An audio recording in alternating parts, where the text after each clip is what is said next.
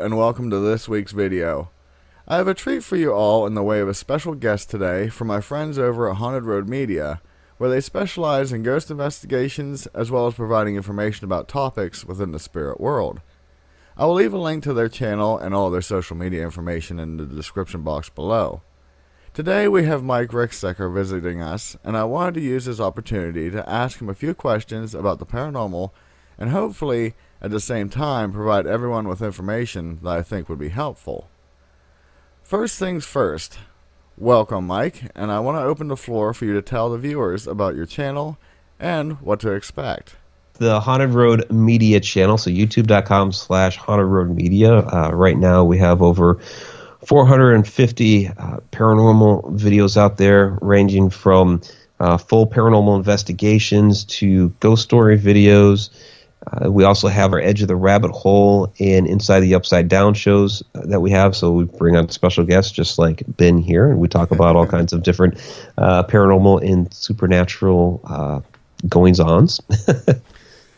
And you're very active on your social media as well. Very active on social media, so Facebook, Twitter, Instagram, yeah, kind of all over the place. So Mike, you and I have known each other for a while now, with us meeting on the YouTube Content Creators page. And during this time, I have held you and your team in high regards for being open and upfront with everything you do. I personally admire your channel and wish I could do investigations like your team. Even though I don't cover ghosts extremely often on my channel, I do have a bit of knowledge about your field. However, there are questions that I've been curious about, and I can't think of a better person to ask than yourself. So starting off, my first question would be, how did you get into ghost hunting? Well, that's something that's really always been with me. You know, I had some experiences as a child. Okay. First really significant experience was with the shadow person. I was only about 8 or 9 years old. Woke up in the middle of the night, and in the corner of my room, there was, I didn't think of it as a shadow person. I thought that there was an intruder in the room. But, I couldn't see any features. It was dark, definitely, humanoid. And the thing actually came up to me, took my arms, crossed them across my body, okay, and then ran off down the hall. So, needless to say, as a child, I was very, very scared, ran to my parents.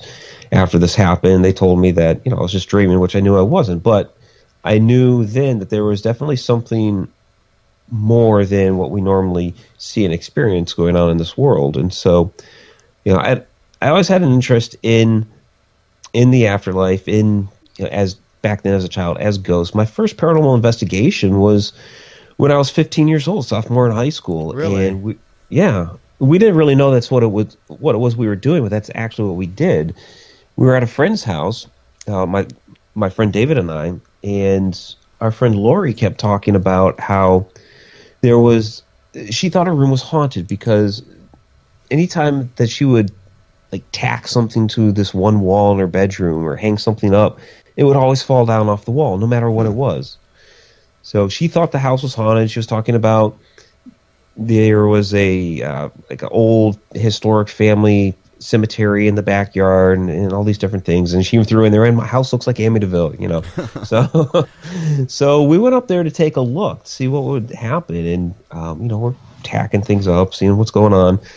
And David, I didn't realize at the time, but he was sensitive, and he put his hand to the wall, and all of a sudden he just turned this bright red and started sweating profusely just from touching the wall. And this was the first time that I had ever really seen something like that. I had read some books from Hans Holzer and things like that, and had never really seen something like this with my eyes. And there he was, just a bright fire engine red and sweating like crazy.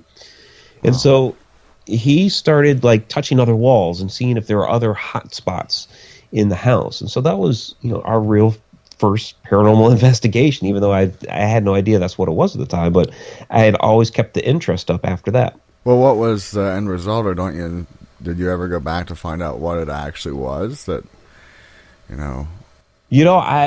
as an adult, I that would have been first thing to do. As a kid, I had no idea what to think other than that was really, my adolescent mind being, okay, that was really cool, Yeah. So I would love to go back now and see what was really going on there.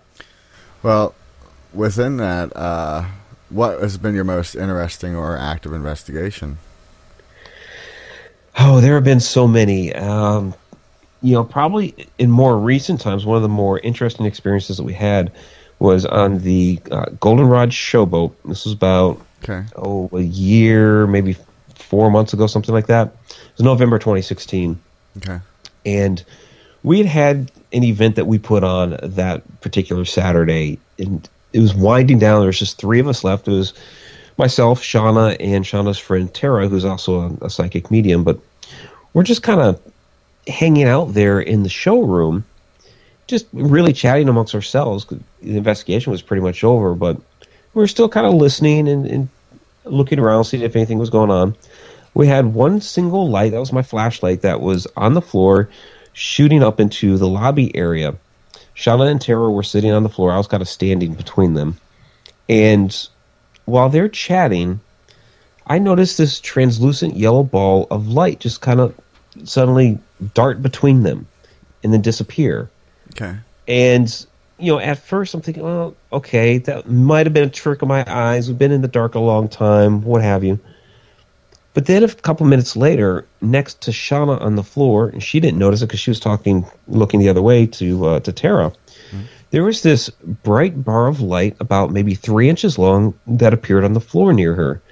And this place was completely boarded up. They had boarded up the windows for the winter. Okay. This was basically an abandoned showboat out in the middle of nowhere, not on the water. It was dry docked on the land. And so I walk over there to try to figure out what this is. Where's the light coming from? Because the only source of light was my flashlight that was on the floor shooting up toward the lobby. And I hadn't kicked it, hadn't touched it, nothing.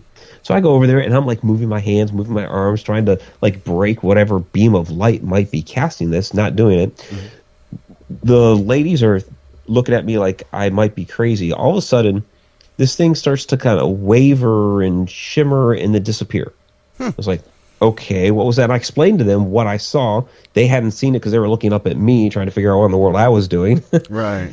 And so then, as I'm explaining this to them, I saw that translucent yellow ball of light again, just kind of whoosh around Shauna on the floor. And so I'm like, oh, there it is, just whooshed around Shauna. Of course, again, they hadn't seen it because they were looking up at me, not down on the floor, like I had been.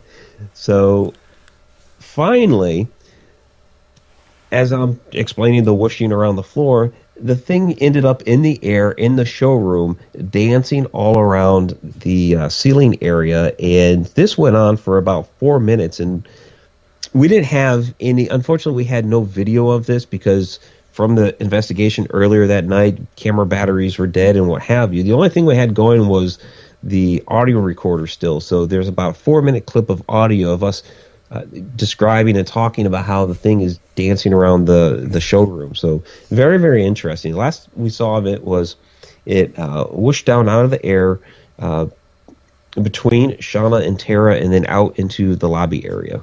Huh. That was the same one I think I spoke to you about, well, you were telling me about on the program that you said you thought it might have been a fairy, if I remember correctly? Yeah, that's right. We did talk to you about that when we had you on our show. That was the possible fairy incident. Well, I saw the pictures you've been posting on Facebook of that ship, and it's quite fantastic, actually. Yeah, the Goldenrod showboat was a fantastic, fantastic showboat. Unfortunately, it was burned down in an arson fire. Right. So we lost it. But yeah, it was absolutely beautiful. In light with you seeing light, a question I've been dying to ask you, because I have my opinions on it, but I'll keep them to myself at the moment. What are your thoughts on orbs? Do you think they're actually ghosts, or they're just normal? Yeah, I mean, I think there are some that are legit, spirit energy, but so many of these photos that you see out there are just dust or moisture. So I'm very, very critical over orb photography. Right. Unless it has its own luminosity, like a self-illuminated ball of light. And I do have one from Black Bear Church that I took, oh my gosh, it's probably like 7-8 years ago now. Unless it's self-illuminated like that, I throw it out. Most of the times it's dust or moisture. Well, have you seen the pictures of the ones they show that supposedly has a skull inside of it? Well, and again, a lot of that is like matrixing. You know, Right. I've seen so many photographs of dust where people are like, you know, look at the face inside there, and it's like, yeah, that's just the way the dust particle turned out. It's just like seeing a face in a cloud, pretty much, right? Yeah, pretty much. I want to jump into your opinion on something else that has bothered me for a long time. My wife doesn't want us messing with them, or never did. What are your thoughts, I guess I should say, on like the Oculus or Frank's box? Do you think that's just trying to find a response within all the static, or you think it's real? Yeah, I think it's the former. I think that people like the supposed immediate response of, you know, what they believe is a spirit. So when it comes to anything with, you know, like Ghost Box, Frank's Box, Ovilus, you know, that you have the Echo Box and, you know, the Geo Box and all these different things out there now, you know, a lot of it is just radio bleed over when you come to the different Ghost Boxes, and you know, people are thinking that they're hearing. It's like basically matrixing with the ears. you know, like what you're having with the orbs, you're having. And I know it's not a popular opinion because people love that immediate response. And I do believe that there are some legitimate times that you might get a spirit voice over there, but I think it's more over the white noise. You know, I have had an occasion where, and this was with an old team that I worked with a while back, where they were using a couple different devices, and each of the devices were getting similar responses to similar questions. So that made me think, okay, that was interesting. It's like, okay, this one here might be legit, but I've been around so many people on different investigations where they're trying to use one of those devices and they're thinking they're hearing these things. So I'm like, you know, that was, you know, I could tell that was a piece of a news broadcast, you know? Right. And, you know, so I just don't buy into it. But, you know, we have such a short attention span, and we're so impatient, you know, about going through the evidence, seeing if we've got anything, if we've, you know, picked up something on an audio recorder or what have you, that we want that immediate answer to the question, because it plays great for video. Oh yeah. You know, so yeah, I stay away from those. Plus, they give me a headache when it comes down to it. Oh, even watching it on TV, hearing the constant flipping, man, that's hard to listen to. It really is. Here's a question. Why do some ghosts come back? Or should I say, why do some people in spirit form come back and others don't? That's one I've always wondered about. Yeah, that's a really good question. And that's one of those big things that we are trying to figure out. It's one of those big mysteries of the afterlife is, how does all of that really work? Because, yes, you have some that you never hear from again, others that linger around, hang out for a while. Maybe they stay for a little while, and then they move on. And of course, where is it that they move on to?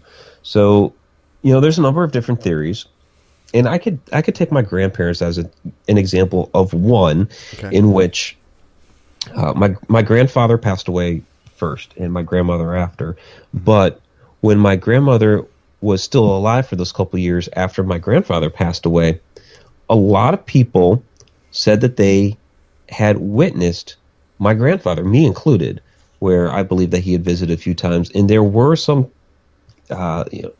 witness experiences or events of seeing my grandmother talking as if my grandfather was there in the room with her. Really? So yeah, so a number of us in the family believe that he did stick around for a while, visited people, spent a lot of time with her, waiting until it was her time. And since she's been gone, there's been no sighting of him again, and not her. The only time I've seen them is in a dream, and I do believe it was a visitation. And they just, you know, I was asking them how they were doing. They were saying they were all right, and you know, it was a nice little moment.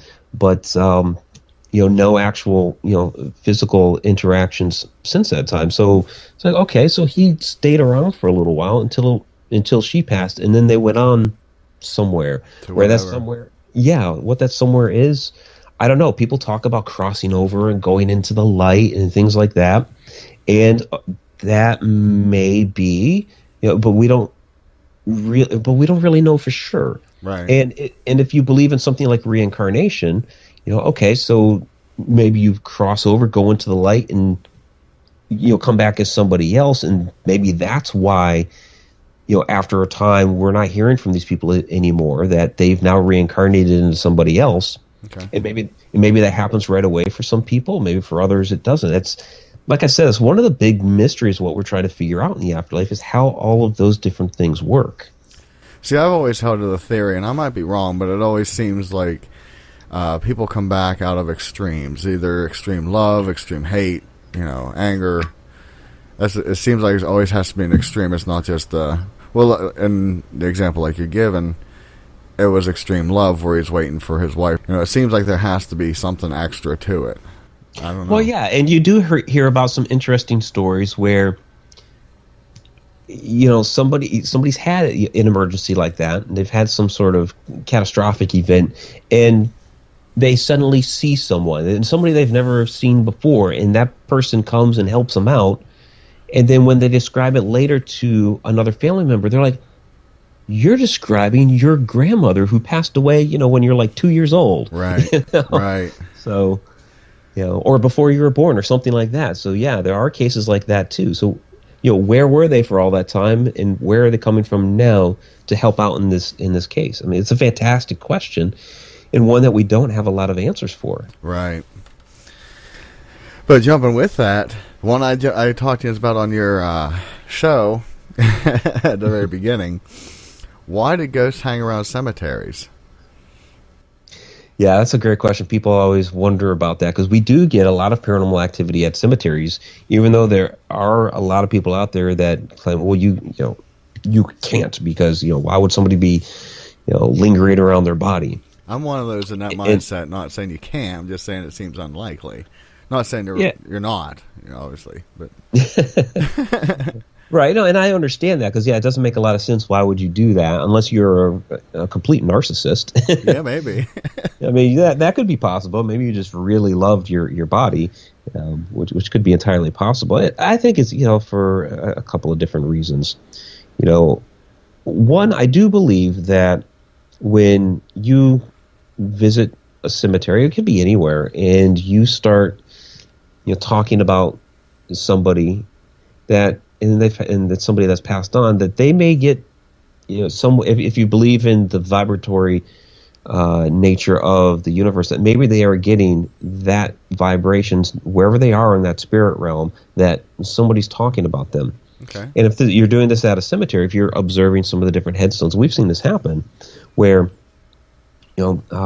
observing the layout of these different headstones of this family and this tragedy that's happened where the one side has headstones for 3 boys that all perished when they were very young, and the other side has headstones for 2 girls that they actually lived into full adulthood, and between them are the parents. Okay. And so making all these different observations, we started witnessing some activity there where we were hearing noises and voices behind us. We suddenly started getting poked as we were trying to walk away and things like that. So it's like, okay, so did they hear us from the beyond and come to visit us? Or is it the fact that, maybe they lived down the street, their original house had just been down the street, so maybe they were hanging out there. Oh, yeah, that's a good idea. And saw us over here, checking out their headstones, and maybe they heard us saying something about it and came over to check us out.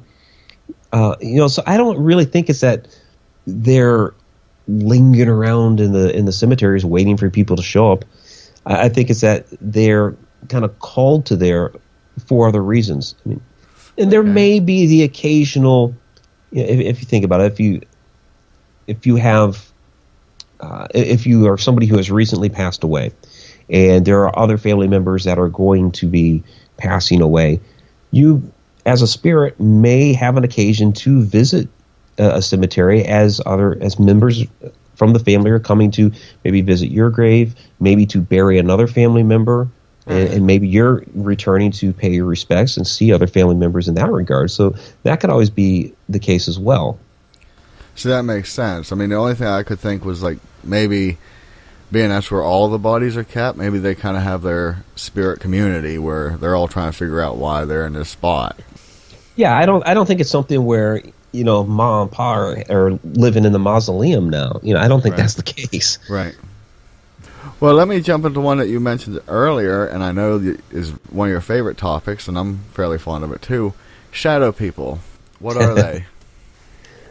I believe that they're interdimensional beings. Of course, try to prove that is the challenge. But yeah, I've had a lot of interesting shadow people experiences. Of course, I already described the first one that I had. One that I found really interesting was at a place called Johnny V's that was a restaurant. Okay. And we were actually investigating just after it had shut down. We're just finishing up for the night. I was doing a last sweep of the restaurant. There were a couple others that were sitting down in the restaurant area. I was heading into the kitchen, and as I was going through the main door into the kitchen, I saw this black wisp just dart across the kitchen and through the side swinging metallic door. Except you didn't see it swing, even though you heard it. You heard this thing slam into that metal door, but it didn't move. Oh, you actually heard it? Yeah, we actually heard it. I caught it on audio. I didn't capture it with my camera quick enough. I shouted out to the others, "Hey, did you hear that?" And they're like, "Yeah, what was that?" Right. And so I described what happened, that I'd seen this this black shadow, and it darted over to there. And so something that's, I've had a couple of different theories on it, but one of them that I've thought about is, perhaps if you're saying that this may be an interdimensional being, which I do believe they are, okay, that perhaps from its dimension, Johnny V's in another dimension, it saw me as something else, and maybe I spooked it. It saw you as a ghost. Yeah, it saw me as a ghost, maybe, or maybe as a shadow. Yeah. And it ran through that door, and perhaps in its dimension, that door actually swung open. But I didn't, witness it in my dimension. But maybe I heard the sound of it resonate from its dimension. So there's a lot of different ways to kind of like look at that and play with dimensions, and so I don't know, it's kind of an interesting way to think that these shadow people may be existing. I mean, they do exist. Right. Oh, yeah. And how they're interacting with our world it's all theory, but that one to me kind of fits that particular case. Well, with that, let me ask you this. Does that mean that one that's constant, a reoccurring shadow person scene, the Hat Man, do you think he's something else? Well, he's different than the ones that I've seen. I've heard, and I've talked to people who have witnessed the Hat Man, and there may be, it might not just be one Hat Man. It may be a plethora of Hat Men. Right, yeah. Yeah, and he's usually regarded as somebody more negative in nature. Right. And I've also heard that there are times that he has other shadow people with him. I never heard those stories. Yeah, I've heard that on a couple occasions where there are others not wearing the hat, but other like humanoid type shadow people with him.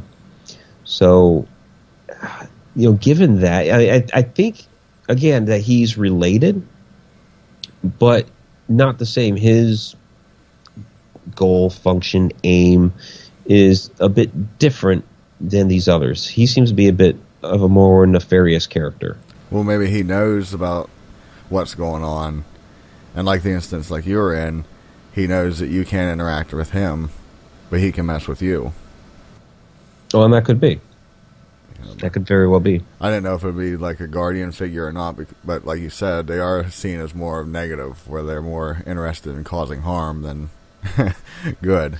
Yeah, he seems to be up to something, and yeah, there's a lot of these different types that are around. There's the Hat Man, there's the hooded figure, you have the ones with the red eyes. There's one that are just a black mist. There's the crawler. So there's all different types, and they all seem. I think what it is that they're all interdimensional, and so that's why we're seeing them as these dark figures. Is that they're fully embodied somewhere else in a different dimension, but the way they resonate in our dimension is just as a shadow. Okay. So I think they're resonating from each their own different dimensions, or maybe some of them share the same ones, but the only way we're able to see them in ours is as this black entity. Well, see, I after the program I did with Yuns, I went to the your shadow person one, where I was talking to you through the chat. Mhm. And one of the questions I asked was actually for a subscriber of mine named Riley, who had seen or has been experiencing a shadow person with yellow eyes. And that's very I remember familiar. you asking about that. Yeah, that was really different because usually it's the red eyes, Right. and that's usually seen as something negative. Yellow, to me, it still seems like a bit of a negative connotation. Yellow, Right. but that's really different because I have not yet heard of shadow people with yellow eyes. Although I won't discredit that either. I mean, I think we're just really touching the tip of the iceberg here when it comes to these different entities from different realms. Right. Well, this one that was telling me about was that it actually would change form.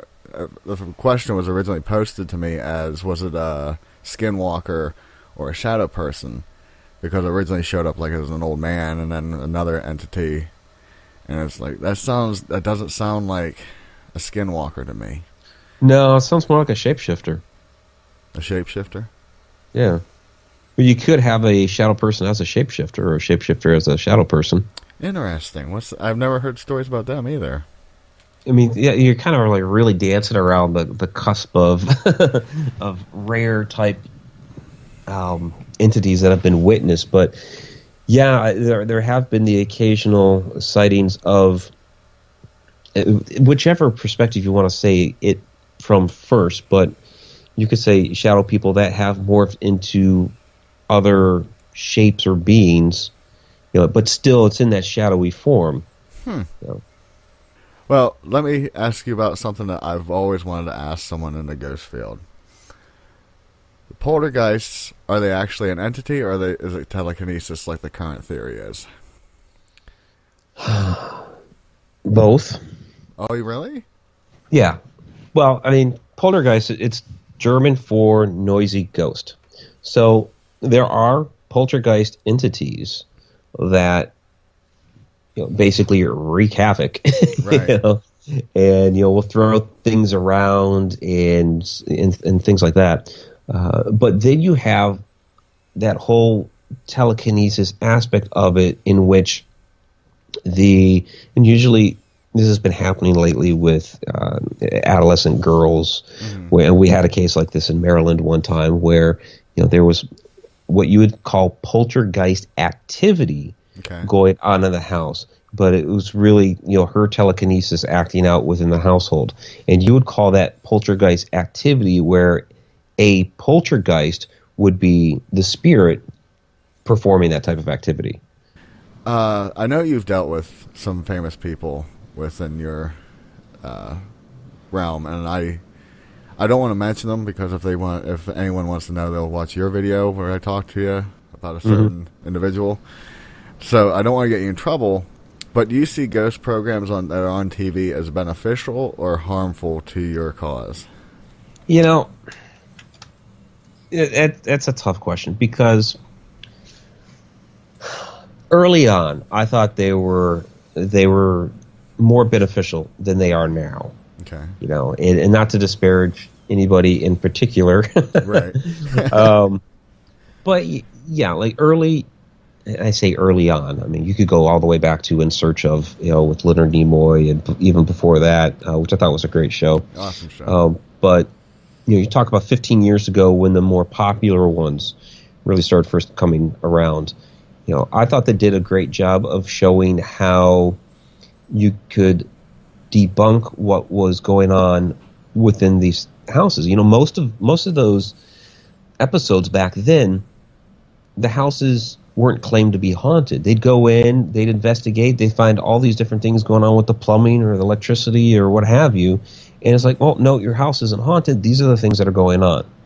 Okay. And so I thought it was great for people to learn that, okay, while there was the occasional haunted house, that you should be checking all these things first before getting yourself scared and worked up over the house possibly being haunted.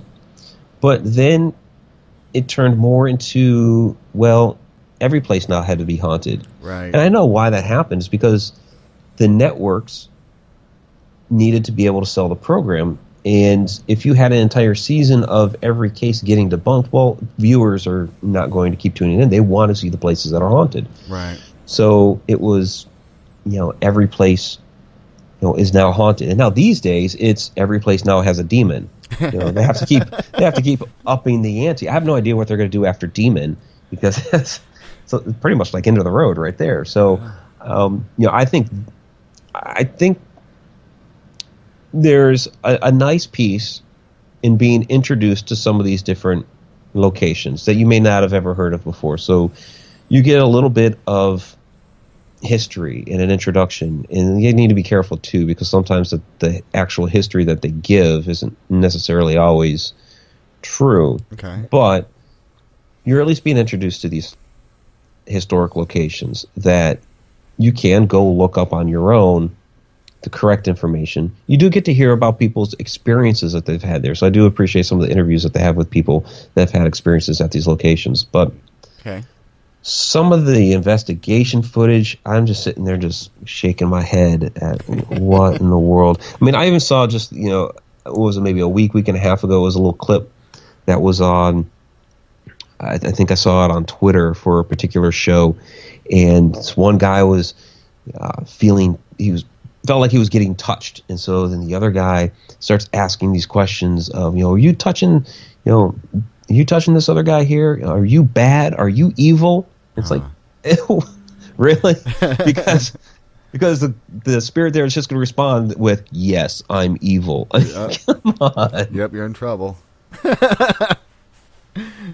Well, see, I understand what you're saying about a certain program. I know it's not the one we were originally referencing, but I watched the one when it first came out, and about two certain plumbers, and I actually liked the show, like you were saying. Yeah, the early episodes were good. Every week they had nothing that they showed. There was nothing they found, but it was neat seeing them look and do what humans do. Yeah, I think the first season they had 2 episodes which they actually deemed haunted, and all the others they were able to debunk. Yeah. Yeah.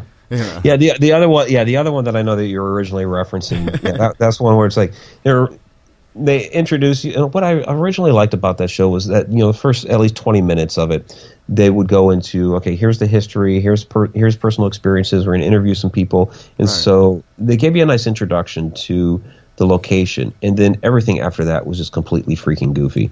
Well, now he gets possessed every episode. Yeah, and now it's a possession every episode, and even some of the things that they're trying to suggest on there, like the particular episode that I was supposed to be involved with, the haunting that he or they devised for that, whichever way you want to look at it, was just completely wrong.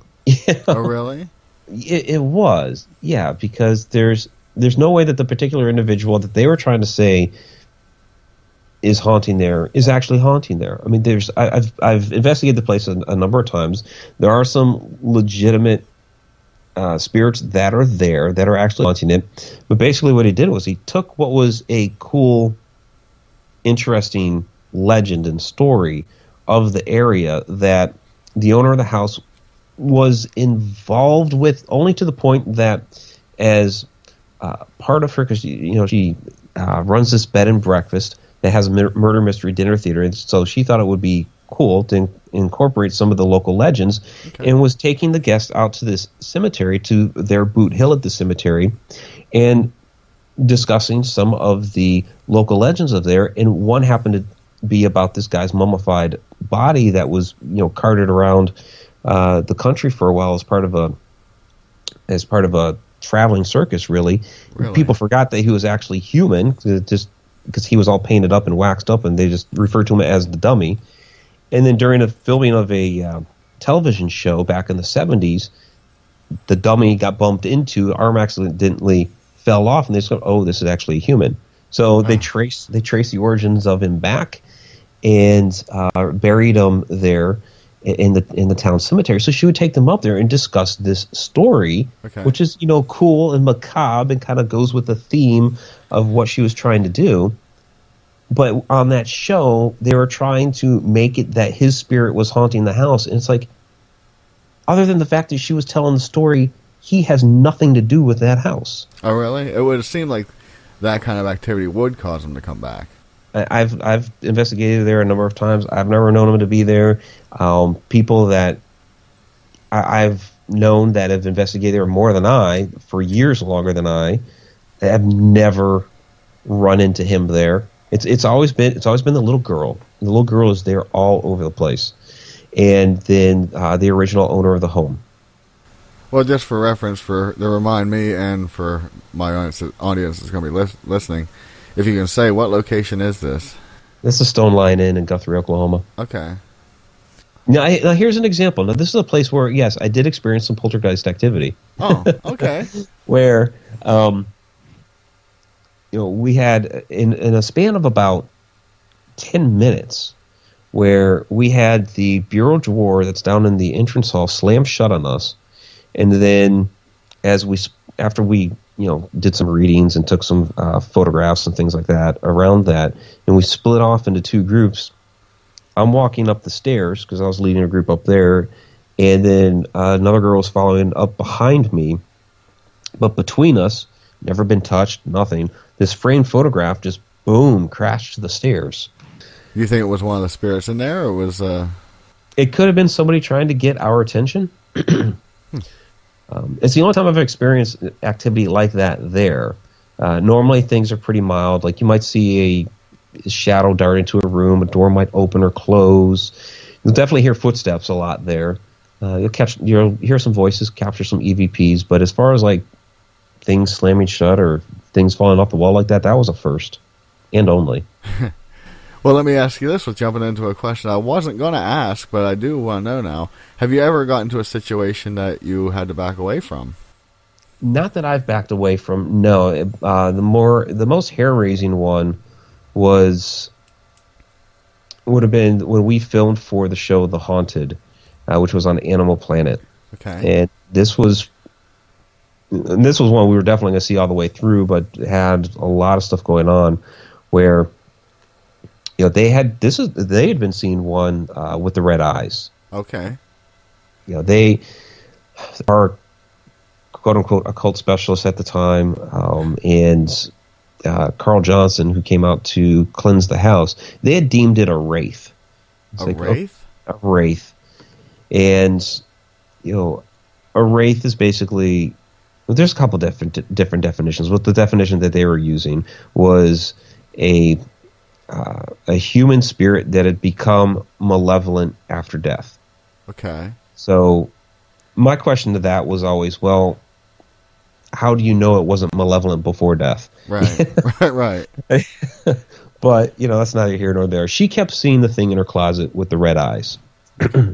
So to me, that was, a red-eyed shadow entity, not nice, obviously, because it kept terrorizing her and her cat, which is, for Animal Planet. That's why we ended up doing it for that channel.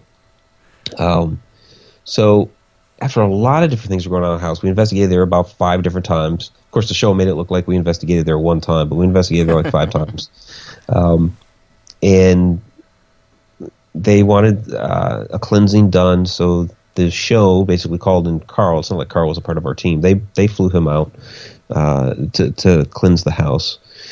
And there was actually a lot going on that night where the family was supposed to stay outside while we did this, but the girl, Taliesin, an adult daughter, came into the house to use the bathroom, and she was in the master bedroom using that bathroom in there, and she started talking at something that we couldn't see, but it looked like she was talking at the wall. But she was saying stuff like, why are you in here? Why are you doing this to me? And, that sort of stuff. Okay. So Carl, since we were blessing the house and walking through the house and trying to cleanse it, decided that he was going to do a blessing over her. Okay. Well, when he did this, she suddenly keeled over in pain, like somebody had just punched her in the gut, and then she collapsed to the floor. We picked her up, put her on the bed. She came to like about a minute later. I had actually picked up on my audio recorder an EVP that said "die." Oh man. Yeah, but that wasn't it. That's all the show shows. And there were actually, I have to take that back. The show was, I don't know why they did this. The show actually showed that die EVP while we were investigating the house. Okay. But where it actually was when she got punched in the gut. It's like, wow, that was a more powerful place to put it. Yeah, yeah. It was like right when it happened. Yeah, that doesn't make sense. Yeah, we had like 1 billion EVPs from the place. Use any one of those. But they put the die EVP while we were investigating instead of right where it would have been the most powerful was when she got punched in the gut. Okay. So after that happened, and everybody's kind of tending to her, making sure she's okay. We had a tri-field meter set up by the closet back in her bedroom. Okay. Because that's where most of the activity was seen by her. All of a sudden, that starts going off like crazy. So we go back there, we check it out. Why is that going off? And it subsided after a minute or two. We go back into the master bedroom to basically she's fine now. The back door, however, started blowing open, and so we'd close it, it'd blow open again. We'd close it, it kept blowing open, and so Carl ended up doing a blessing over the back door too, because the thing just did not want to. Yeah, it was crazy. We ended up going out, pushing the thing out into the backyard, and the wind was kicking up something crazy back there. The cats are running around us in circles while we're doing this. And then finally, Carl collapses to a knee in the backyard. The wind subsides. Yeah. We kind of pick him up, kind of dusting him off. We're walking back to the house. We finished it. We go over to the family they were hanging out on the side yard, just kind of sitting down and waiting for us to do our thing. And we start making remarks about, wow, that was a really crazy wind that picked up, wasn't it? And they're looking at us, very bewildered and asking, what wind? Really? Yeah, they never experienced any of the wind. Even though we had it blowing open the back door, it was kicking up like crazy out in the backyard. They were, what wind? Jeez. Just so I'm clear, is Carl well known? Yeah, he's well known. He started with Ghost Hunters. He's a demonologist, right? As far as television, he started with demonologist. He and his brother Keith. Okay, yeah. They've been doing this a long time. I mean, you can trace them back to when they were young. You can trace them back to the Perrin case in Rhode Island, which is The Conjuring is based off of. Right. They're the ones that actually told the Warrens about the Perrin house. Oh, really? Yeah, they were. It's a really interesting story. They were just kind of basically driving through the area one day, and this is what they say, is that they were driving by where the house was, and they had just picked up on there was something strange going on there. Okay. And they just pulled up into the driveway, and they're like, there's something going on in your house, isn't there? And they're just young guys at this time. Right. And so they came in, and they were experiencing all kinds of crazy stuff going on in the house. But they're the ones that actually told the Warrens about the Perrin house. See, I actually enjoyed those movies. They're good movies. The second one is a little bit more accurate. The first one with the Perrin family, there's hardly any of that is what really happened. I would have thought that would have been reversed, because the second one was fantastic. Yeah, the second one at least shared some things about the photographs and how she did, yes, in fact, fake some stuff. Uh-huh. And so there was things about that were accurate. Yeah, Ed and Lorraine were involved for all of like 2 days, though. So right. But the stuff about Wilkins, those things were true. He did exist. And he did, he did die in the chair there in the house. So all of that was accurate. Okay. But when it came to the Perrin case in the first one, it's like they had the names right, and that was probably about it. Oh, really? Yeah. Well, like there was a Bathsheba, but she wasn't this, this witch like they had made out to be, and when they had the they did conduct a like a seance in the home in the kitchen. Okay. And this is always a funny story. And Andrea has a trilogy of books. Okay. Called House of Light, House of Darkness, which is really fantastic. But when they conducted the seance, and Carolyn she was channeling something in that session, and there was all kinds of stuff within this channeling that was being thrown around. I'm trying to remember it all. She levitated, and there was a lot of crazy things going on within the kitchen at that time that this was going on. Okay. And when finally everything settled down and everything stopped, Roger punched Ed dead in the face. Oh, really? Yeah. So, which of course that didn't happen in the movies, No. Although from what I've heard, I keep my opinions on the Warrens reserved because one of them's still alive, but I think. Yeah, Lorraine is still alive, and by all accounts, because I know people that know her, she is supposed to be a very, very sweet woman. I've never personally met her, but anybody that I've talked to that has says that she's a very sweet woman. And I personally know Andrea Perrin. She's a good friend of mine, okay. And she's a fantastic woman. I like I said, pick up her books. It tells you the whole story of what happened at that house, and there was actually so much more that happened at that house than what they make out in the movies. Even though the movies had some insane things going on, there's more insane stuff going on within the book. Really? And there really is. And then there's other hauntings that go on there, because it wasn't just this. It wasn't just Bathsheba. I mean, there's Bathsheba. There's a woman in the house. There's a guy named Manny, or they named Manny, that's hanging out there. Okay. There's a child that's there. So there's a lot of other entities that are within this house. And some of the hauntings were mild and playful. There's when she talks about the House of Light, she talks about how charming the house was. There was even some ruins of an old house and well that are back in the woods, and so there's some things that went on there too. Okay. So there's a lot of things about that were very picturesque, very charming. And then you have these other hauntings that were going on that were crazy. So yeah. What advice do you have for people that are experiencing activity? Take a deep breath. Seriously though, take a deep breath. Don't freak out. Don't freak out. Stay calm. Ask yourself. I mean, for one, is it something that's really bothering you? Is it something you can live? Because a lot of people are just quickly, there's paranormal activity going on in my house. I'm going to freak out, and right. It's a demon, and right. We need to get an exorcist in here, and they go crazy. Take a deep breath. Calm yourself. Yeah, if you need to reach out to a local paranormal investigative team, find one that's reputable, that's been doing this for a long time.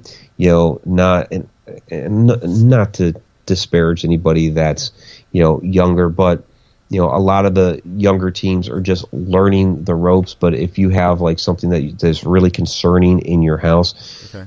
Get some people in that have been doing it for a long time.